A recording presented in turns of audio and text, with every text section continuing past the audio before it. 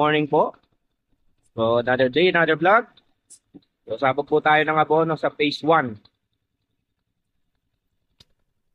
So, yun. Sa mainit na araw. Ulit. Tumuba. Ay, oo.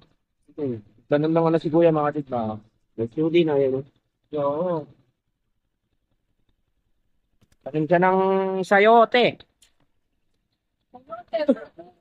Pagka lalaki, sayo, kuya. Oh, let's go. Sabog tayo mga digma. So yun mga digma. Yan, kung nakikita nyo matubig na. So sasabog na tayo ng abono dyan. Yung doon may marahin ng tubig. Ito medyo kulang pa. Yung doon kasi unang na patubigan. Pero andyan na rin yung abono nyan. Hintayin muna natin mapuno. May pinupuno pa kasi doon sa gawing gitna. Buti makulimlim oh. Masyado mainit. Sino parang edit? Abono na naman. Wow, ganda. Pino. Sarap pasabog yan mga digma. May tinutulak. Ang bigat. Ang gamit natin is 4600. Puro unang sabog.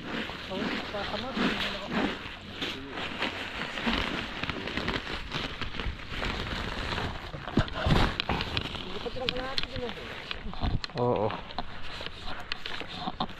Digma, sabog na tayo.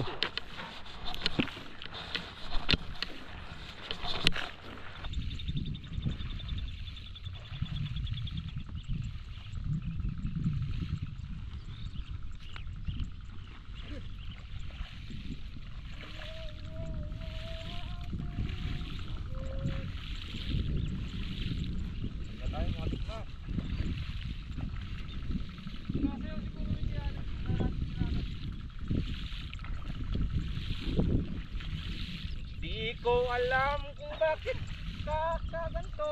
Ganun ba yun?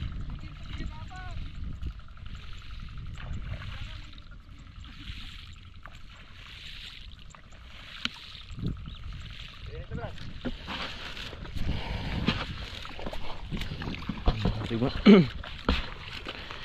Isang ano lang kami, 100. Tapos na.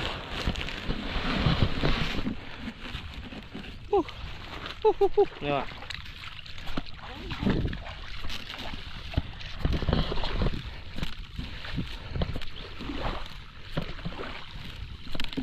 Buti na lang makulimlim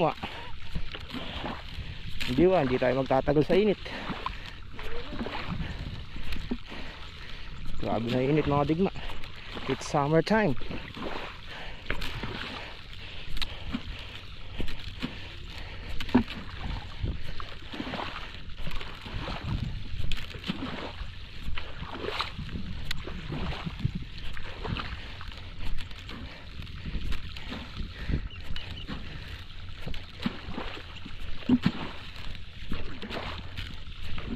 So yan, tapos na mga digma. Doon naman tayo sa sa top dress.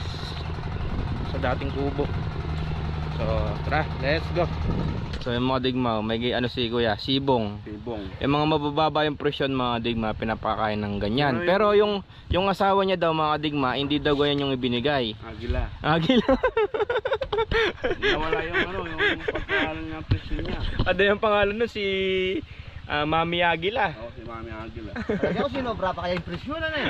Alam niyo ba yung Agila mga digma, yung sinasabi nilang Agila, yung yung 1K Philippine peso. Now, pero magsipupit baka na anak.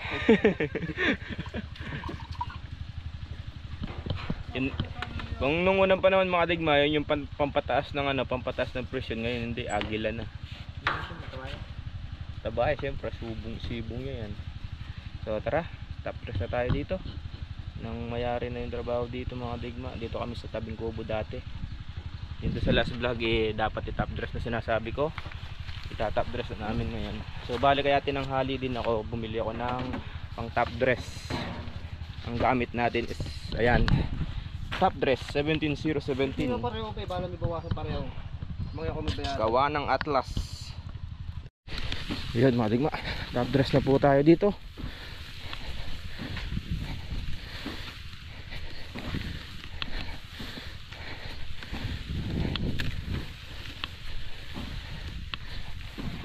So yun mga digma, dito na po tayo sa kubo. So ang ulam po natin for today is yan o, makain po ba kayo nyan? Talakitok at saka buleg, maliliit na buleg. Ano lang ni kuya tawag doon, o yung ano, yung bawang at saka, ay bawang siya, luya, yan, nagkulo siya ang ano, nakuloan niya muna yung sampalok ko. Ganun lang mga digma, pakukuluan lang siya niyan, saka lalagyan ng asin. Yun o, mga ano, mga kalating kilong asin. Saka siyempre hindi mawawala ang gimat. Ano? Pakukuluan lang yan mga digma. Okay na nun. So yun mga digma, oh. Pangat na po siya. So kain na po tayo mga digma. Sarap. Lasang ano? Lasang isda. May lasang isda. Yung nga, yung oras, may bagangay. May wat mo buto abang. Ano ka ba, net? Apat GI ito, apat GI. Pakulo ko na tulog mo yun. Ano ba? Magdulog pa. Tamis. Tamis. Nam-nam. Dinam-nam yung karne nito mga din yan.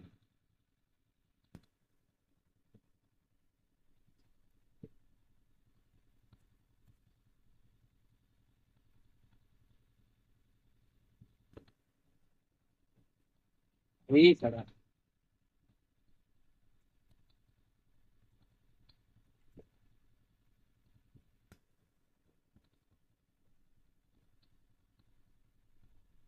Pero talagang ulam pag mainit yung maasim.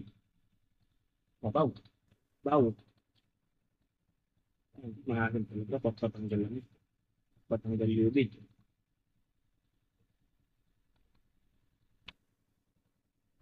So tara mga digma, punta po tayo dito sa phase 3. Yun na yung palay namin sa phase 3 mga digma, oh. Yun na siya. May baganda na, bawi na sa pagkakaabono at pagkakaano spray.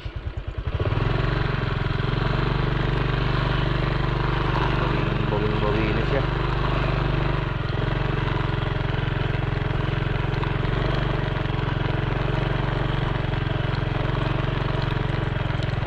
Pagka ganyang mainit mga kadigma, napaka gusto ng palay sa ganyang init.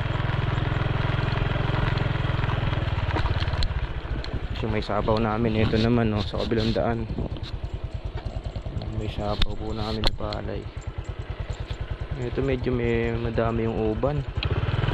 Pero ito lang naman part na to.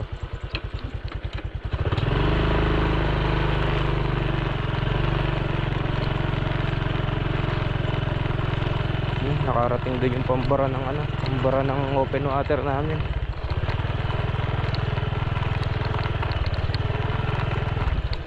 Digma. Bali kasi ito mga digma, etong phase 3, hindi po kami gumagamit ng makina pampatubig dyan. Lahat lang ng excess na tubig dito sa may tabing kubo na to, mga sobrang tubig dito bumababa, kaya hindi kami nagko-consume ng ano dyan dito sa 6 hectares. Hindi kami kumukonsumo ng diesel. Kumbaga gumawa lang kami ng ano dito mga digma, ayan o, PVC patagos dun. Yung mga plastic na yan, pambara yan, kaya andyan yung mga plastic pambara ng ano yan.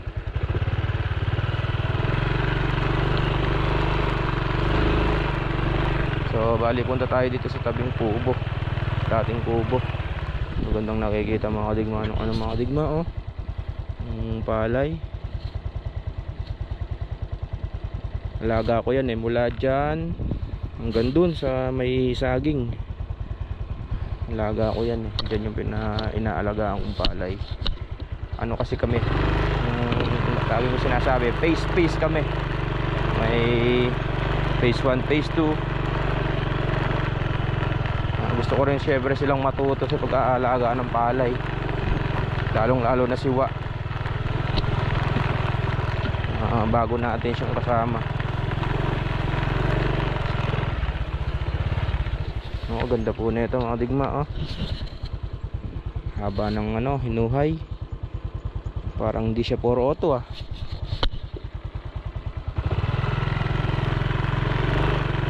Bali ala naman nang gagawin mga digma. So pasyal lang tayo ngayon, tulad ng dating gawi.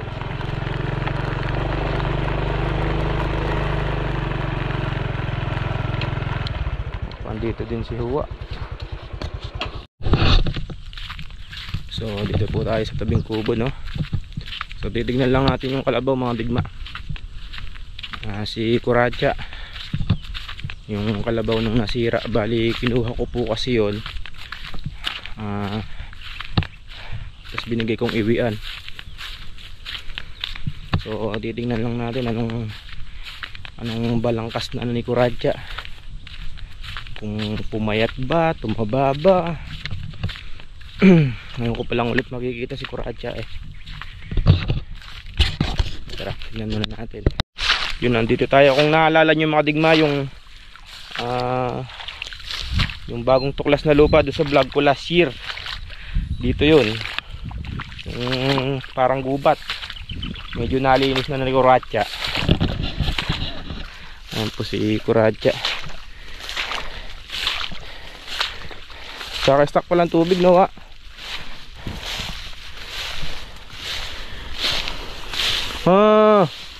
Oop.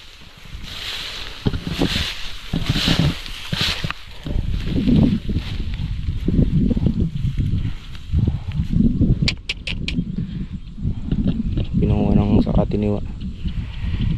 Dito lang, Wa, mabubuhay, eh. Kaluwang din pala nito, no? Pan 30 kaban, kaya yan. Doon siya sumusuot. So ayun mga digma, oh. Syempre kakain. Tumaba na siya. So bali kasi kinuha ko tong kalabaw na to mga digma, kasi nung nawala yung nasira, yung kapatid ko, may anak to. 2 months old yung anak niya ngayon, pinaalaga sa iba. Yung nag-alaga, napatay niya yung bulo. Ginawa ko dahil ito na lang yung pamana nung kapatid ko doon sa naiwan niyang anak, kaya kinuha ko at pinaalaga ko kay Wa. Ngayon nasa na to, kung nabuntis man to, nasa 1 month na, no, Wa? 1 month na siyang buntis. So bali kasi kung malulusaw to mga digma, pati siya mawawala, kawawa naman yung pamangkin ko, di ba? So bali yung pagka ng anak to, kung mapupunta yon do sa anak ni kuya, ni 4x4. So bali unang anak syempre sa kay kuya, syempre pangalawang anak kay Wa. Ganun yung patakaran sa kalabaw mga digma. Kaya ganun kinuha ko si Kuratsa. Ito na lang yung naiwan na pamana nung kapatid ko doon sa anak niya.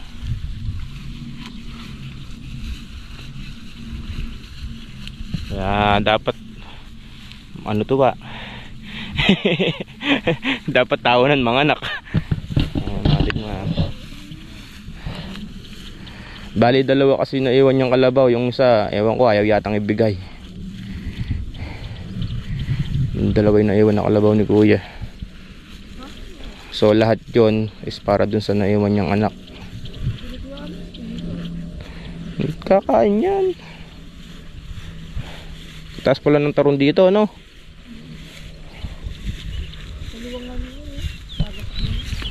Nasaan? Dati pagkasunito ko dyan, joking pa. Sarap sunugin nito. Nakakatakot kung napasok dyan. Yung binubukod ni Kuya Noriel, ah. Oo, ayan ah. Ayun yung motor niya.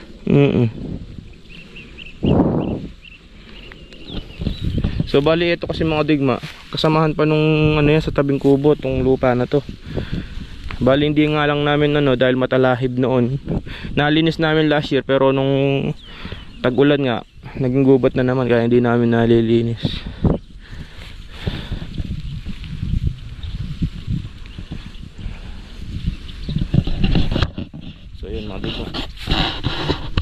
napapayat na iwa eh. Kukuhanin ko ulit.